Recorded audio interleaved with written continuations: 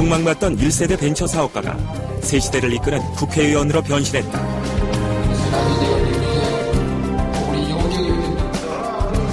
젊은이에겐 꿈과 희망을 제시하는 멘토로 벤처인들에겐 건강한 생태계 조성에 앞장서는 지원군으로 열심히 의정활동을 펼치고 있는 전하진 의원. 도전과 열정의 아이콘 전하진 의원을 만나본다.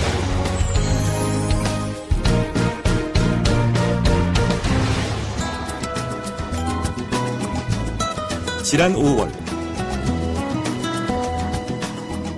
경기도 성남에선 특별한 행사가 열렸다. 바로 K밸리 조성을 위해 성남시의 네로라는 선도기업과 벤처기업, 여기에 연구기관과 대학 관계자까지 많은 이들이 모인 것이다.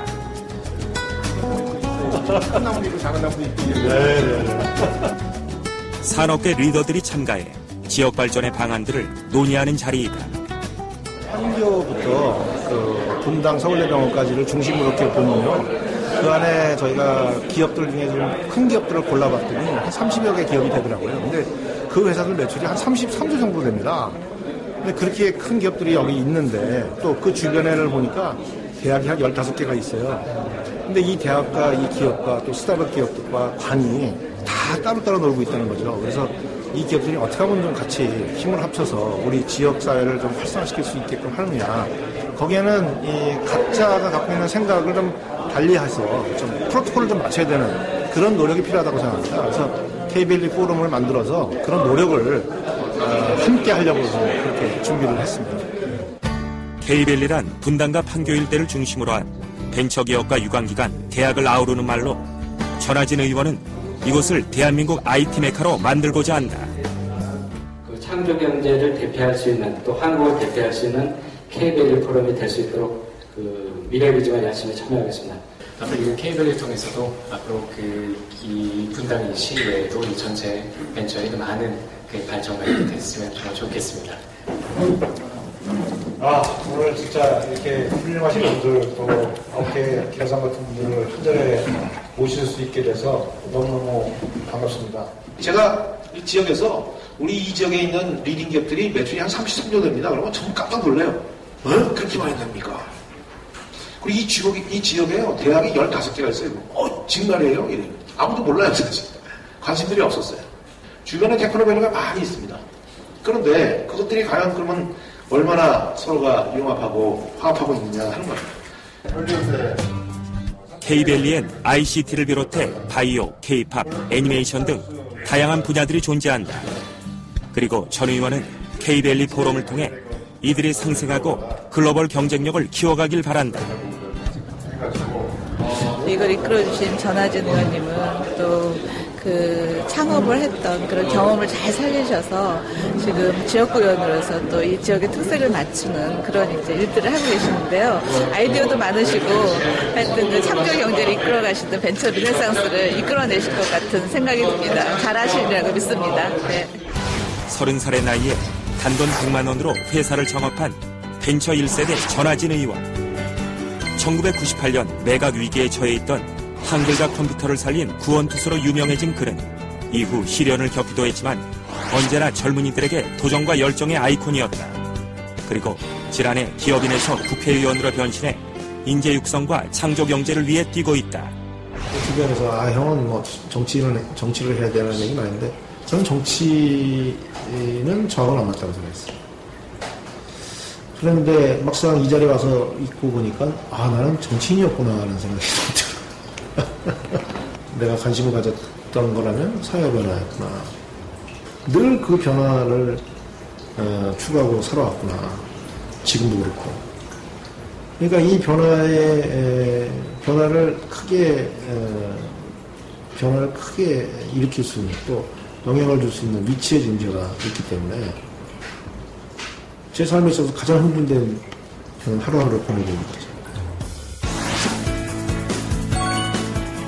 국회의원이 되기 전부터 인재 육성에 관심이 많았던 전하진 의원은 현재 국회 연구단체 미래인재 육성포럼의 대표로 이 시대 청년들에게 꿈과 희망을 주기 위해 노력한다.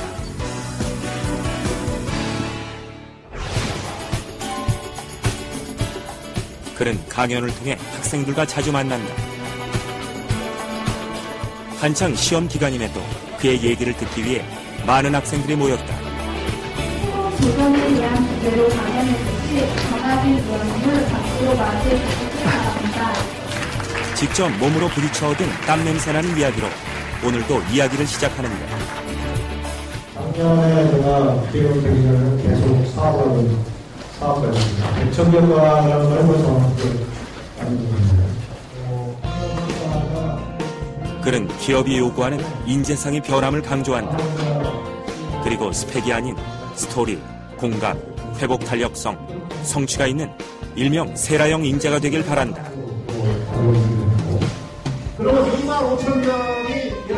맹목적인 스펙 축으로 자신이 무엇을 원하는지도 모르는 사람이 아니라 자신만의 행복 기준을 세우고 내면에서 솟구치는 일을 찾으라는 것.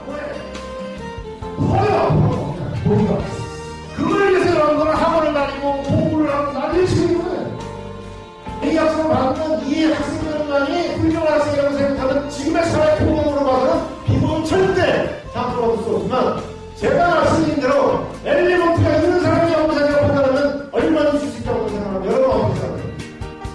맞아요.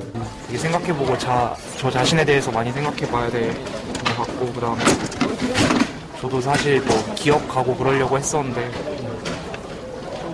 좀 제가 하고 싶은 거를 일단 찾아봐야 될 것 같아요. 근데 사실은 지금 대학생들이 이 정도 얘기에 충격을 받는다는 게 저는 그게 더 안타까워요. 좀 더 자기 삶에 대해서 좀 진지한 성찰, 고뇌 이런 것을 해야 될 시기지 않습니까? 근데 그런 거 없이 그냥 뭐 직장 이런 거에만 몰두하고 있고 또 사회가 그걸 계속 부추기고 있다는 게 굉장히 안타까운 일이죠. 인재 양성의 일환으로 그는 현재 국회에서 토론, 강의, 워크샵 등 다양한 체험을 통해 익히는 세라형 명예보좌관 프로그램을 운영하고 있다.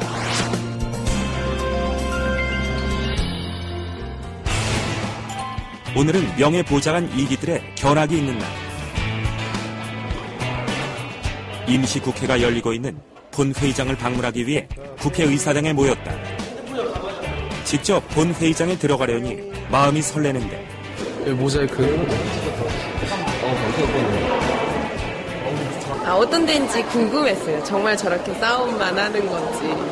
그런 건 아닐 텐데 언론에 비친 모습이 아닌 실체를 좀 알고 싶은 곳? 네. 그냥 뭐 권위적이다? 약간 대학이 어렵다 이런 생각 많이 가져요. 넓은 본회의장에선 한창 다양한 법안들이 찬반 투표를 통해 의결 과정을 거치고 있는데, 이곳에서 우리나라의 중요한 일들이 결정된다고 생각하니 마음이 뭉클해진다. 그리고 오늘은 전하진 의원의 입법 제안 설명이 있는 날. 늘 가까이서 편하게만 보던 그를 본회의장에서 보니 기분이 남다른데, 전하진 의원 나오셔서 내년에 대해 제안 설명 및 심사 보고해 주시기 바랍니다.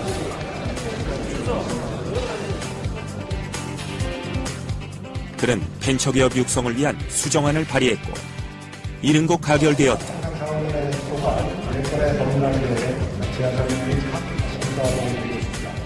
먼저 중소기업 창업 지원법 일부 개정 법이라는 제안은 본 의원과 이현재 의원, 이인영수 의원이 각각 대표 발의한 3건의 법률안을 통합 조정한 것으로, 이어 전하진 의원이 속해 있는 국회 상임위원회를 방문했다.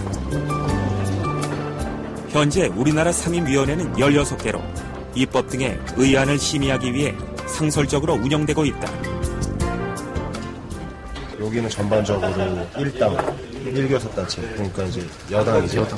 건너편 2교섭이 앉고 여기가 이제 행정부 분들이 앉고 계시고, 진행이 그러니까 이 세가 이렇게 묻는 거예요. 많이들 하시는데 저희는 조금 색다르게 해봤죠.